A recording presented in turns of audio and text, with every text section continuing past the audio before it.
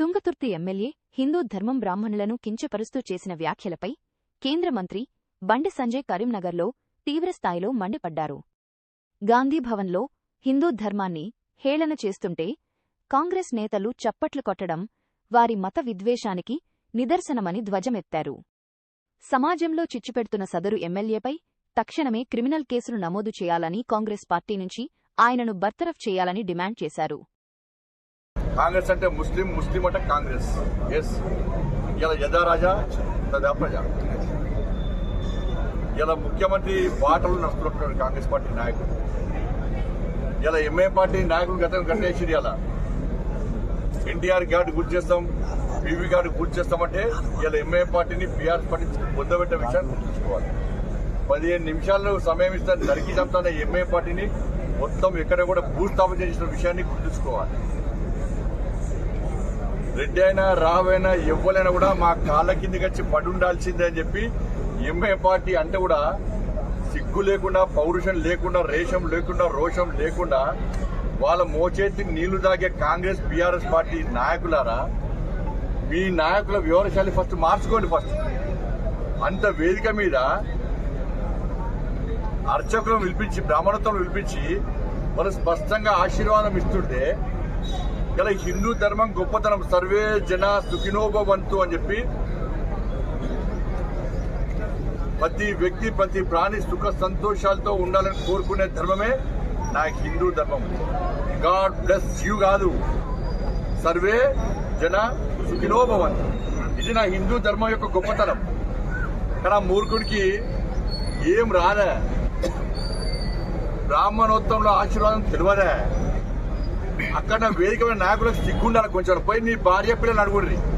అలా నిన్న వేదికమైన మహేష్ కుమార్ గౌడ్ గారు మీతో పాటు మీ నాయకులు పోయి మీ తుంగతుర్తి ఎమ్మెల్యే బ్రాహ్మణోత్సవం మీద, హిందూ ధర్మం మీద మాట్లాడిన మాటలు తీసుకుపోయి మీ భార్య పిల్లల మీద నిలబెట్టి ఆయన మాట్లాడేది కరెక్టేనా? ఎంత హాలాలం పొందిరు వేదికమైన నాయకులు. అబ్బా, చప్పలు కొడుతున్నారు, నిజంగా చప్పలు కొడుతున్నారు, కేరింతలు కొడుతున్నారు కాంగ్రెస్ పార్టీ నాయకులు. హిందూ ధర్మాన్ని ఏలన చేస్తే, బ్రాహ్మణోత్తముల యొక్క ఆశీర్వాదాన్ని ఏలన చేస్తే, బూతులు మాట్లాడితే కాంగ్రెస్ పార్టీ వేదికమైన నాయకులు చప్పలు కొడుతున్నారు, ఆనందం, రాక్షస ఆనందం పొందుతున్నారు. హిందూ సమాజం చూడాలి, వాళ్ళ హిందూ సమాజం గుర్తించాలి. వాళ్ళ కాంగ్రెస్ పార్టీ యొక్క ద్వంద్వ విధానాలు, కాంగ్రెస్ పార్టీ యొక్క హిందూ వ్యతిరేక విధానాలను ఇలా హిందూ సమాజం గుర్తించాలి. ఎన్ని రోజులకి వాడు ఉంటాం. అరే, దేవుణ్ణి తిట్టారు, దేవాలయాన్ని కూరుస్తున్నారు, సమాజాన్ని చీల్చే ప్రయత్నం చేస్తున్నారు, నిర్లక్ష్యం చేస్తున్నారు హిందూ సమాజాన్ని. చివరకు బూతు తిట్టే స్థాయికి వచ్చిందంటే ఇలా తుంగతుర్తి నువ్వు ఎట్లా గెలుస్తావు చూస్తాం. ఈసారి నువ్వేదో అంటున్నావు కదా, నువ్వు ఎస్సీవా బీసీవా? ఫస్ట్ నువ్వు ఎస్సీవా బీసీవా? దేవుడు ఒక్కడే. నేను అంటున్నా, దేవుడు ఒక్కడే. నిజమైన క్రిస్టియన్స్ ఎవ్వరు కూడా ఈ భాష నిజమైన క్రిస్టియన్స్ మొదటి నుంచి క్రైస్తవంలో ఉన్నటువంటి ఎవ్వరు కూడా ఈ భాష మాట్లాడరు. ఇలా నువ్వేం చేస్తావు తుంగతుర్తి ఎమ్మెల్యే? నువ్వు ఈ దేవుని మోసం చేసి ఆ దేవుని దగ్గరికి పోయినావు. నీకు జన్మనిచ్చినటువంటి దేవుణ్ణి మోసం చేసి ఆ దేవుని దగ్గరికి పోయినావు. ఆ దేవుడు ఎప్పుడు శిక్షిస్తాను నేను? అరే, ఆ దేవుని మోసం చేసి నాగచ్చిండు మూర్ఖుడు, ద్రోహి, దేవుల మోసం చేసే ద్రోహి అని చెప్పి నీకు శిక్షించడం స్టార్ట్ చేసారు. నీ పతనం తప్పదు, రాసిపెట్టు.